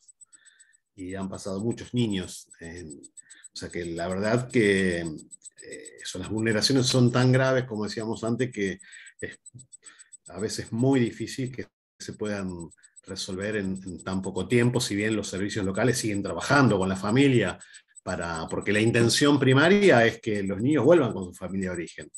Pero la verdad que se hace muy difícil últimamente. Son muy graves las vulneraciones. Así que bueno, y ahí trabajamos con lo que se llama la corresponsabilidad, ¿no? Con el servicio local, con el servicio zonal, y bueno, y atendiendo y escuchándolo al niño, también, que eso es fundamental. Ahí justo hay una pregunta referida a eso que me parece importante, que hace Lucía. Dice: ¿existen o cómo son los dispositivos de escucha y habilitación de las voces de los niños, niñas y adolescentes? Pienso que hay un cambio de ley, pero sí existen dispositivos que habiliten la voz. No sé hasta quién la quiere responder. Porque da para mucho, me parece. Sí, por eso. Si voy yo y después los demás me acompañan. La escucha del niño tiene que estar garantizada en todas las instancias. Instancia administrativa, instancia judicial. Así que todos los equipos tienen que estar preparados. Cuando yo decía lo más difícil es la escucha del niño por la mirada adultocentrista, tiene que ver con que es muy fácil decir el niño es un sujeto de derecho y yo lo voy a escuchar, y ponerlo en práctica es muy complejo, porque digo, a veces el niño, por ejemplo, nos pasa esto de que el niño acepta y dice o manifiesta que acepta la adopción y después termina fracasando, ¿no? Termina fracasando una guarda preadoptiva. Entonces, cuando revisamos por qué fracasa una guarda preadoptiva y nos damos cuenta de que el niño jamás desistió, niño, niña o adolescente, jamás desistió de volver con su familia, ahí nos damos cuenta que hicimos mal la escucha, o sea, en todas las instancias. Por eso digo, es practicarlo todos los días y digo, poder incorporarlo a la práctica, ¿no? O sea, no solo repetirlo en la cabeza o repetirlo en el discurso, sino que ponerlo en práctica es lo que más cuesta. Por eso todos los servicios tienen la interdisciplina o la transdisciplina, justamente porque nos nutrimos uno de los otros, ¿no? Lo necesitamos para poder poner en práctica al niño como sujeto de derecho.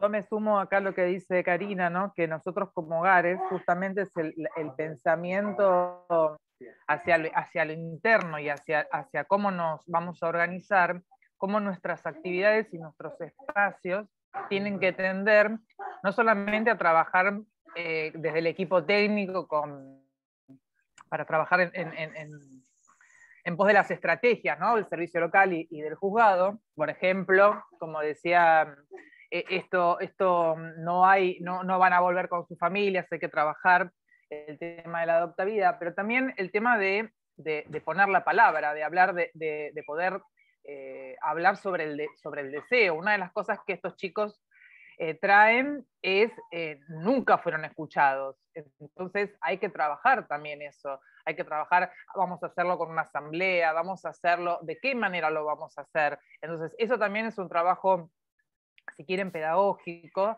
y progresivo y sostenido, en donde haya espacios en donde el chico ponga o la chica ponga su palabra, sea escuchado y sean escuchados entre ellos, ¿no? Entonces, ese es un trabajo que también a puertas adentro de los hogares es importante de trabajar con cada uno de los chicos y que no es algo sencillo, pero es lo que después es más fácil para que ellos puedan contar qué es lo que sienten, ¿no? Porque justamente lo que pasa, lo que tienen bloqueado también es esa situación en donde nadie les preguntó y tampoco ellos pudieron verbalizar demasiado qué era lo que les pasaba. Y todo eso empieza a aparecer en el hogar, en los hogares, ¿no? O en el lugar alternativo de cuidado.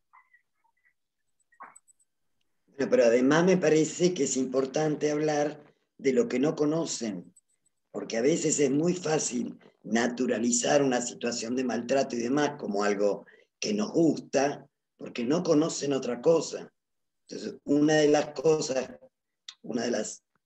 actividades que tenemos que hacer en los hogares es poder mostrar que existen otro tipo de familia, otro tipo de cuidados, para cuando los escuchamos puedan elegir realmente y no decir, a veces quiero volver a mi casa porque a mí me gustaba, y cuentan un montón de depravaciones sexuales, ¿no? Por ejemplo.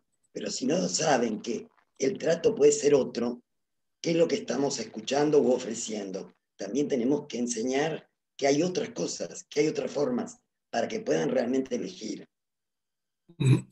Y yo me gustaría preguntarle, yo tengo una idea que me gustaría preguntarle a, ay, no me acuerdo el nombre, Varón es el apellido, haceme acordar de tu nombre. Diego. Diego. Diego. Muchas veces, ¿no? Pasa como que la familia, porque una de las chicas preguntó, creo que una chica, uno de los muchachos preguntó, ¿cómo es ese tema si se trabajaba con las familias, ¿no? Yo me pregunto si en estos casos en donde no puede volver con la familia, ¿qué porcentaje vos ves de no aceptación, ¿no? de esta vulneración por parte de la familia, ¿no? Como no poder ver que, o sea, como que hay una forma de vida que es así y que no pueden calificarlo como algo que estaba mal. Bueno, nuestra población con la que trabajamos en el servicio local a veces ha sido atravesada por muchas situaciones de vulneración desde hace generaciones inclusive. Inclusive culturalmente he tenido conocimiento de casos en donde se naturalizaba una circunstancia terrible, que era que un abuelo después de que la niña o la joven tiene su primera menstruación, inicia sexualmente. Entonces, ante la interpelación de la mamá sobre estas circunstancias, culturalmente lo tenía aceptado porque venía pasando desde varias generaciones anteriormente, ¿no? Terrible lo que les cuento, pero cosas que han pasado en la sede a mi cargo no hace tanto tiempo. Yo no sé, no te puedo dar una estadística, Ana, porque la verdad que aparte no vine preparado inclusive para hacer algo tan específico, pero sí lo que te puedo decir es que cuesta mucho cuando la familia no problematiza o tiene naturalizado la vulneración porque la ha sufrido previamente de derechos, el cambio de posición y el entendimiento de que hay un error de concepción y que es eso que está naturalizado y que cuesta tanto modificar, perjudica, vulnera derechos de sus propios hijos.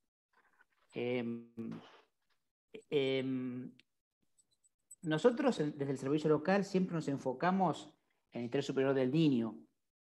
Por supuesto que se tiene en cuenta en la evaluación de las circunstancias de los adultos, pero nosotros como efectores y digamos, órganos de aplicación de la ley, tenemos que hacer nuestro foco en el niño, y el niño, niña o adolescente. A veces pasan, y creo que por ahí hay una pregunta que a lo mejor tiene un poco que ver y contesta la duda, también aprovecho para evacuarla. Si dentro de las circunstancias, por ejemplo, de una vulneración existe una situación de violencia de género en donde la mamá ha sido atravesada por una situación constante de violencia sufrida, no solamente con la pareja o persona con la que viva, sea no el padre de su hijo, sino que proviene ya a lo mejor de su propio padre o de su propio grupo familiar, nosotros articulamos con otros efectores propios para que ayuden a la mamá a que logre y supere esa problemática y pueda desplegar su rol protector materno, que tal vez no porque no quiso, sino porque no pudo, por estas circunstancias, desplegar respecto a su hijo. Entonces, sí es complicado revertir a veces estos posicionamientos, pero también existe, creo que también tienen mucho que ver las personas, la capacidad de resiliencia de muchos, la capacidad de autosuperarse o de querer asumir determinadas cuestiones, ¿no? Pero sí también existen bastantes casos en donde los progenitores o los grupos familiares logran posicionarse desde un lugar en donde entienden que lo que ellos han sufrido y que venían adoleciendo está mal, porque a lo mejor a través del trabajo articulado del servicio local con otros efectores logran asumir que esto era un perjuicio para sus propios niños o niñas. Pero sí, es un obstáculo en el servicio local el hecho de la falta, es un obstáculo para nosotros la neutralización de la vulneración de derechos y que la familia no logre posicionarse en el lugar del niño. Porque también, y tomando poco lo que explicaba Karina respecto a la visión adultocéntrica, también la población tiene esa postura respecto a ver al niño con ojos de adulto y no a verlo con ojos de niño en el sentido de pensar en su interés. Entonces, efectivamente, no recuerdo quién lo dijo recién, pero por ejemplo, cuando a veces en los juzgados nos piden opinión a los servicios locales sobre alguna pretenso adoptante de un niño, una evaluación, una de las preguntas que mi equipo y yo hacemos es preguntarle al pretenso adoptante, ¿por qué usted quiere adoptar? Y para eso, para saber si lo que busca es un chico para la familia o una familia para un chico. Eso para nosotros es determinante. Si el adulto piensa en su interés personal y propio, y yo estoy buscando un niño para adoptar, para llenar un vacío, y yo no sé si ese es un buen candidato para la adopción. En cambio, si hay otra respuesta, una respuesta en donde al niño se lo valora, se le da su lugar, se lo sigue tratando como sujeto de derecho, es un candidato potable. No sé, Ana, si pude llegar a lo que vos querías decir o tenías... No, pero a mí me parece, a ver, fue una pregunta como para que vos pudieras desplegar todo tu... Evidente, o sea, yo tengo mis indicios. Seguramente vos tenés mucha más experiencia y me parece que está bueno compartir con el resto, porque es verdad que, digamos, también a veces al servicio local se le pide demasiado. Se le pide solucionar una historia que quizás lleva varias generaciones.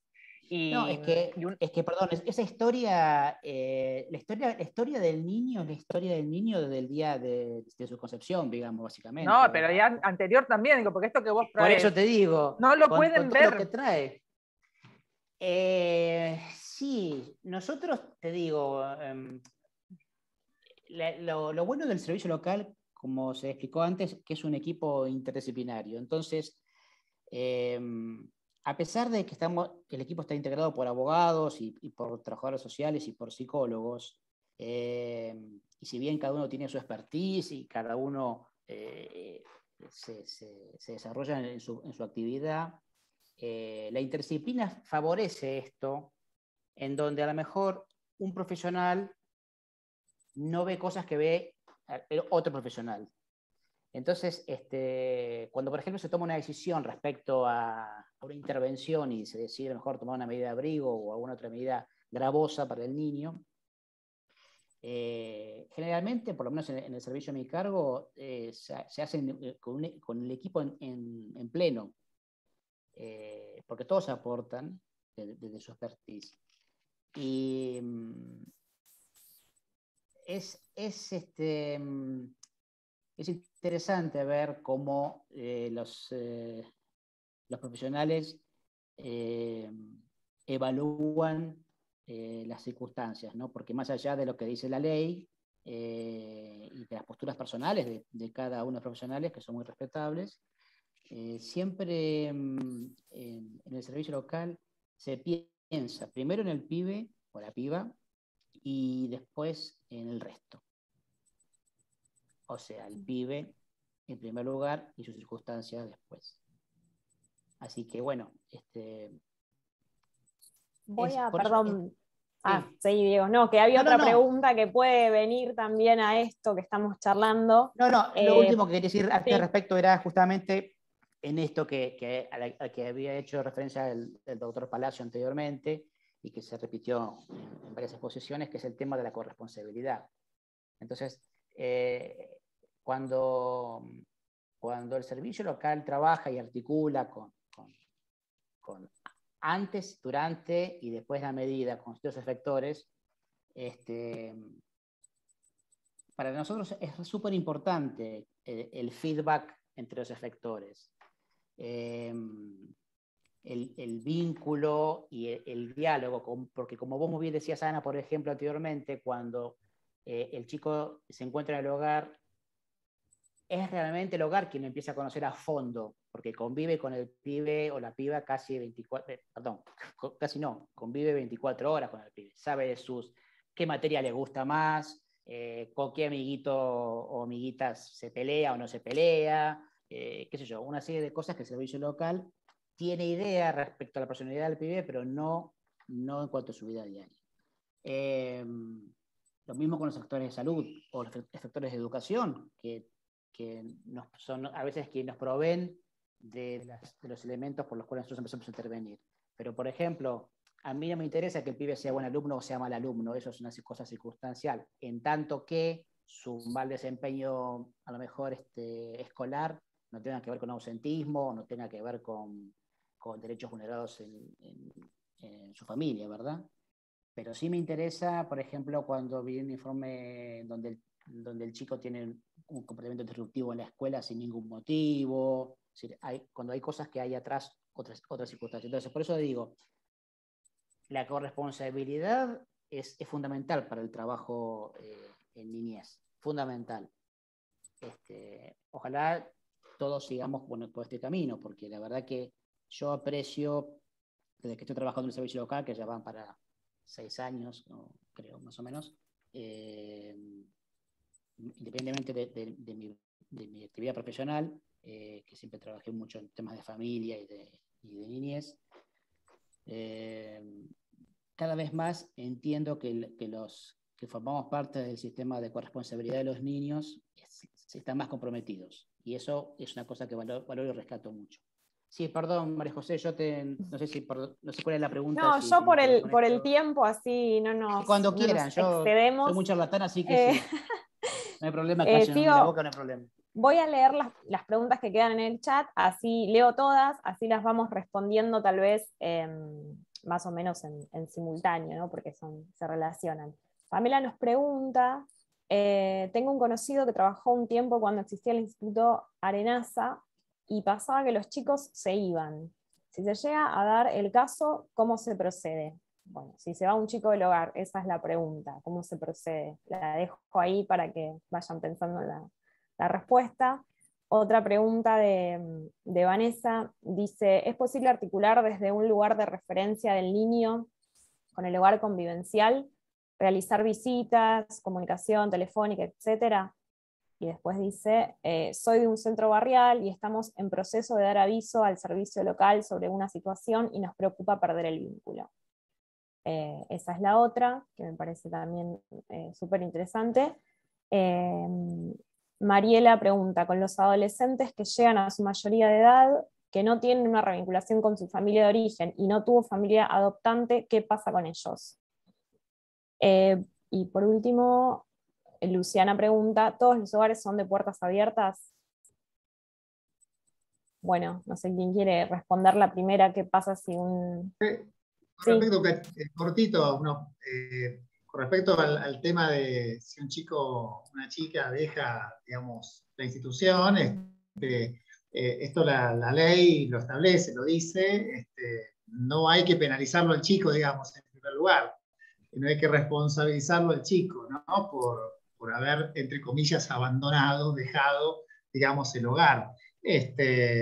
Cosa que quizás en el anterior sistema tutelar quizás era visto de esta forma, ¿no? El chico era penalizado.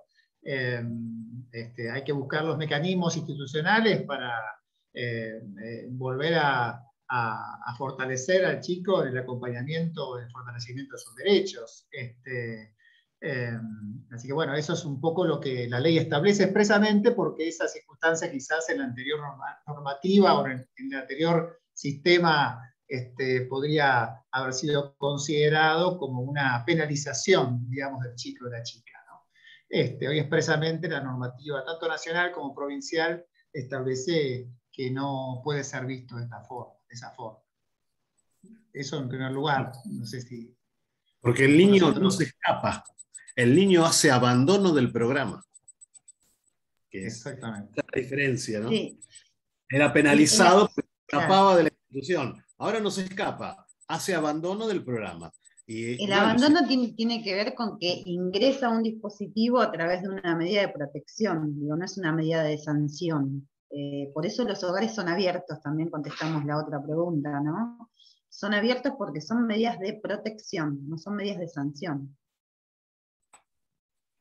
Sí, igualmente también sumar, ¿no? Que si bien los chicos a veces te dicen, no, me quiero ir, pero la verdad es que cuando vos empezás a trabajar con los chicos, que esa es parte del trabajo, se empieza a generar todo un vínculo, y que esa es muchas veces es una fantasía del chico, ¿no? Entonces, no quiero decir que no pueda pasar que se vayan, pero en realidad los chicos se sienten contenidos en el hogar. Y si todo el sistema funciona, en donde si él quiere hablar con el servicio local, habla. Si hace una pregunta, se le contesta, ¿no? Es bastante poco probable de que suceda, ¿no? No quiere decir que en el hogar nunca ha sucedido, pero en general se trabaja todo eso previamente hoy y no hay tanto escape. Y creo que todos los hogares son de puertas abiertas, ¿no?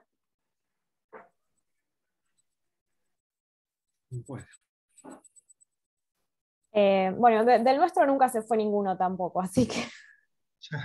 Una cosita sí. Para agregar, nada más, cortita, que Karina mencionó, y creo que Diego también, esta figura que se creó en el año 2013, que es el abogado del niño. Se abrió por la ley, una ley provincial, se abrió un registro de abogados en los colegios de abogados de la provincia de Buenos Aires para también que el niño sea oído judicialmente, acompañarlo técnicamente, profesionalmente, con un abogado que lo represente. Eso también es algo novedoso, digamos, en cuanto al acompañamiento judicial del niño, y es un recurso que está a disposición de los distintos operadores del sistema, que formamos parte del sistema. Hay muchos, no solamente de los servicios locales, zonales, de los hogares, sino también del sistema educativo. Hay muchos compañeros, compañeras que están aquí formando parte del sistema educativo, que quizás podríamos, ante una situación, podríamos peticionar este recurso al Colegio de Abogados para que evalúe, entreviste, se presente como un abogado del niño, abogada del niño, de la niña, del adolescente, y lo acompañe judicialmente. Bueno, simplemente como lo hemos mencionado, es un recurso que una ley provincial lo estableció, y una cantidad de abogados acá en San Martín que están registrados, han aceptado la posibilidad de acompañar al niño a ser oído en la instancia judicial, ¿no? Gracias. Sí, la otra pregunta que hacía Vanessa en relación a los vínculos, que ella trabaja en un centro barrial y que están por dar intervención, dice, a un servicio local sobre una situación de vulneración, y les preocupa perder el vínculo con ese niño o niña. Sí, desde ya que se busca preservar los vínculos que sean siempre positivos y saludables, ¿no? Para esos niños y niñas, si ingresan a un hogar convivencial, pueden ser vínculos que estén dados con familiares, o también esto, ¿no? Con referentes del barrio, de alguna organización donde participaba. Y la idea sí es justamente poder preservar esos vínculos si son positivos, y que se puedan, bueno, ver, visitar. Eso estaría más que bien, depende también de cada institución, pero sí sería algo que habría que promover, ¿no? Y lo habilita el servicio local. Sí. El que autoriza esa visita de un referente afectivo, por ejemplo, de un club barrial, es el servicio local. Sí, por eso me parece también como interesante, porque yo también escuché de otras organizaciones que por ahí decían algo así como, bueno, pero hay que tener cuidado porque le sacan los chicos, ¿no? Y me parece que está bueno como saber para todos, que todos sepan, y Diego, corregime cualquier cosa, o Karina, que está bueno que si hay algo que a nosotros nos llame la atención, poder hacer la denuncia, y que luego el servicio local va a ser el que intervenga, que averigüe, no es que corriendo van y toman una medida, o sea, esta es la última, sacar a los niños del hogar es la última medida. Quizás necesiten un apoyo, quizás necesiten alguna otra intervención, no sé, Diego, comentar, pero sacarle el miedo a las personas, ¿no? Mira, gracias por el apoyo, Ana, porque la verdad que está muy difundido, desgraciadamente. Después en algún otro momento habría que ver por qué, pero bueno, no es el espacio este.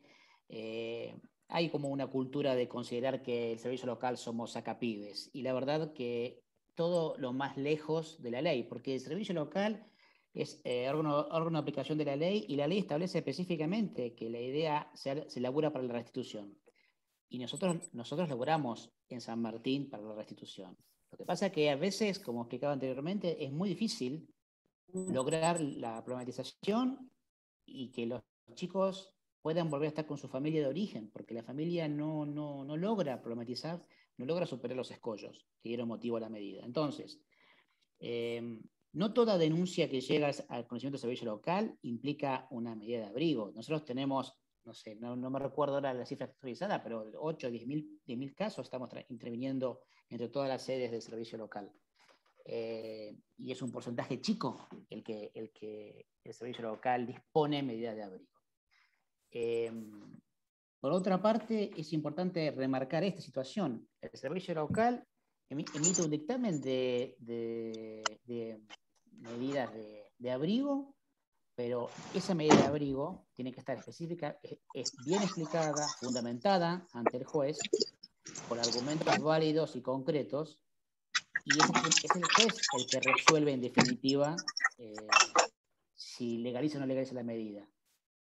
Nunca me pasó, creo que no pasó, no tengo conocimiento o recuerdo por lo menos en este momento que en San Martín haya pasado, de que un juez haya revocado una medida de abrigo y haya dispuesto la inmediata restitución del joven o del niño o de la niña a su familia. Bueno, es una potestad judicial.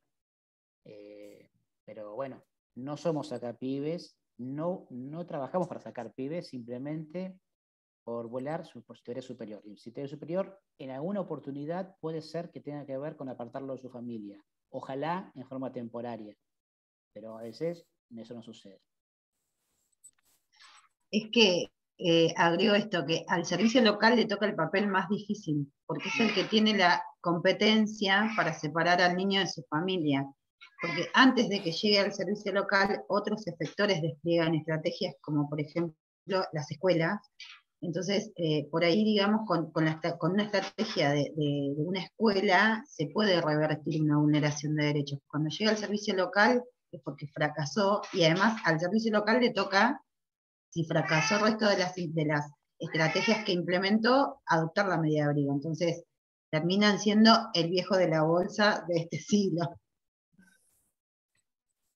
Gracias. Voy a leer la última pregunta porque ya estamos sobre la hora y quería antes de terminar, bueno, comentar un poco sobre los próximos encuentros.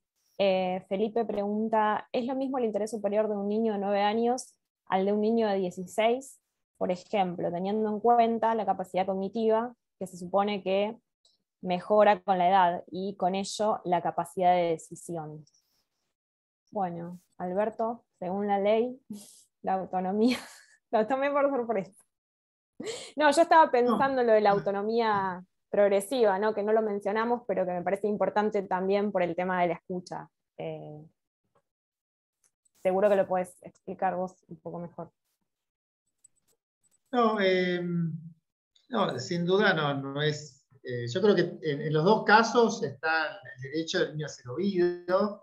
En realidad, yo mencionaba la ley provincial, donde establece algunas pautas, digamos, que para tener en cuenta cuando se escucha,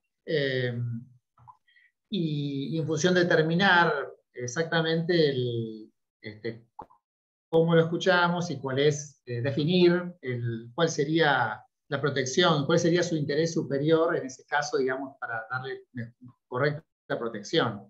Y en cuanto a la autonomía progresiva, esto es un tema que Karina lo mencionó antes también, es un principio que se desprende de la Convención de Derechos del Niño, y es acompañar a los chicos en las tomas de decisiones teniendo en cuenta su situación particular y su etapa de crecimiento. El concepto de autonomía progresiva implica justamente esto, tener en cuenta que los chicos no son autónomos en sus decisiones absolutamente, sino que tenemos que acompañarlos en esa decisión. Por eso tenemos equipos técnicos en los servicios zonales, locales, en las instituciones educativas, para acompañarlos en esa decisión y ir sabiendo que progresivamente pueden ir fortaleciendo sus decisiones. Esa es la función nuestra, ¿no? A ir acompañándolos en la toma de decisiones, fortaleciendo el ejercicio de sus derechos, teniendo en cuenta su edad, pero sin dejarle escucharlos. Y sabiendo que existen diferencias, no existen parámetros uniformes a tener en cuenta en todas las edades para determinar que el interés superior del niño va a ser siempre, en todos los casos, este principio, ¿no? Yo creo que el desafío que tenemos es no fijar este parámetro en forma rígida, sino que un poco como lo dice la misma ley 26061, ratificado por la ley provincial, tener en cuenta cómo en este caso damos una máxima protección a los derechos del chico en un caso particular, ¿no? Yo creo que ese es el gran desafío que tenemos, y un poco en un marco de corresponsabilidad, como también lo decía nuevamente Diego hace un momento. Gracias. Ahí Mariela preguntó algo más y me acordé que no le respondimos la pregunta antes a Mariela también. ¿Qué pasa si un adolescente no fue adoptado en el hogar y bueno, llega a la mayoría de edad en una institución, ¿no? En un hogar convivencial?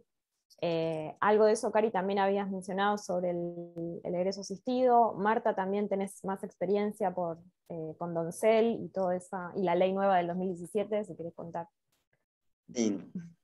En nuestro caso ya egresó un joven de 18 y tenemos un adolescente que está por cumplir 17 y recién ahora cae en la cuenta que se va a tener que ir sola, que no quiere, así que urgente pide que la adopten, y obviamente que no hay caso, pero el varón, bueno, lo que pasa es que él ya hizo un proyecto de vida, ya es papá, y se lo apoyó con el proyecto joven, todavía está asistido porque además sigue estudiando y entonces puede extenderlo más allá de los 21, y le costó muchísimo porque la verdad que a los 18 nuestros niños y niñas son bastante niños y niñas y tienen bastante miedo de tomar otro tipo de responsabilidades y no se hacen a la idea de tener que tomarlas, pero sí necesitan mucho apoyo, mucho trabajo. Creo que ese es el porqué de que no haya tantos hogares de adolescentes,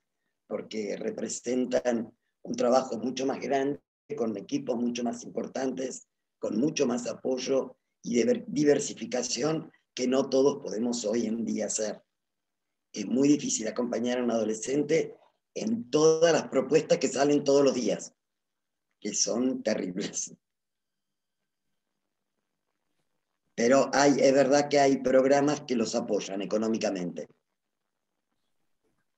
Sí, agrego esto, que hay dispositivos cuyo proyecto es trabajar la autonomía a partir de los 16 años por lo general, y después tenemos el programa PAEX, el programa de egreso asistido nacional, que en provincia de Buenos Aires se implementó a través de Autonomía Joven, que también, digamos, es un programa que provincia hace un convenio con cada uno de los municipios.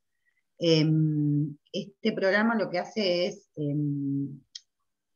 determinar un acompañante, no quiero decir tutor, porque a veces suena mal, pero en realidad es un tutor, ¿no? Es un tutor que acompaña al adolescente, al joven, a formar su proyecto de vida, y también es una beca, o sea, un monto a través de una beca, que hasta la gestión anterior era en determinadas situaciones. Hoy la apertura es para todos los niños que estén en el programa.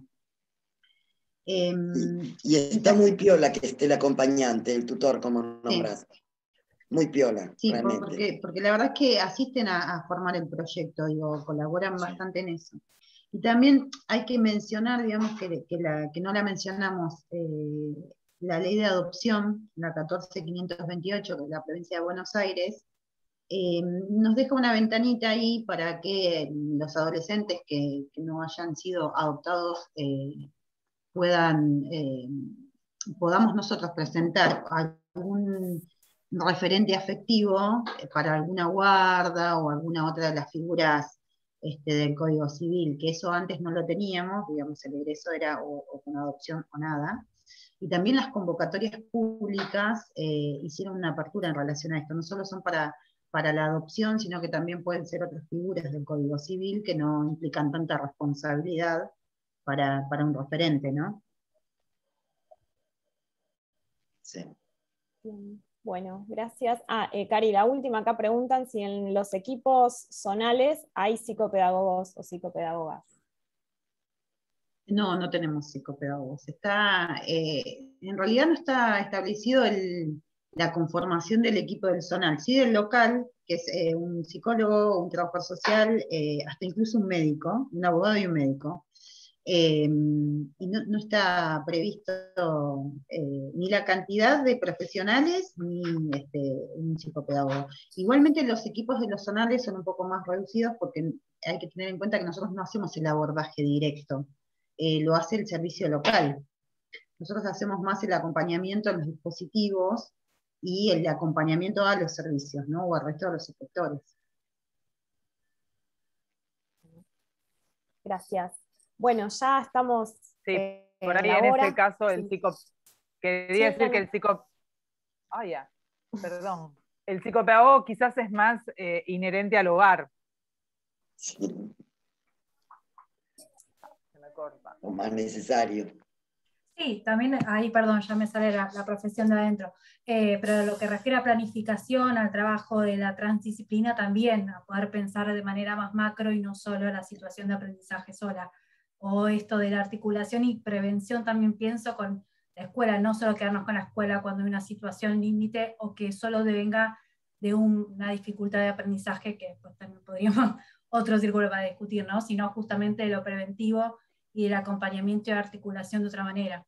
Pero ahí después sale cada uno con su profesión dependiendo de los distintos espacios, pero bueno, de a poco se va abriendo también de poderse pensar de manera articulada. Bueno, agradecemos un montón la participación de todos, todas, todes.